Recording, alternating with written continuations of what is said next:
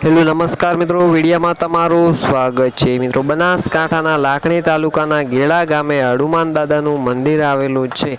મિત્રો, તમે એકવાર શીશ નમાવી જોજો મિત્રો, તમારી બધી મનોકામના પૂર્ણ થઈ જાય છે।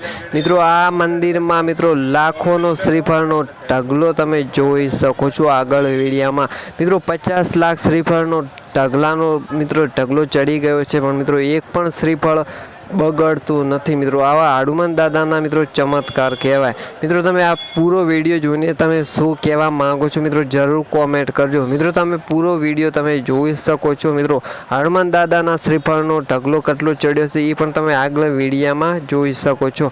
મિત્રો, આ મોટો ચમત્કાર કહેવાય શ્રીરામનો। મિત્રો, એક પણ શ્રીફળ આમાંથી બગડતું નથી। મિત્રો, 50 લાખ શ્રીફળનો ઢગલો છે।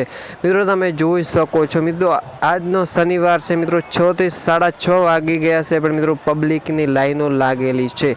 મિત્રો, તમે આ વિશે શું કહેવા માંગો છો જરૂર કોમેન્ટ કરજો।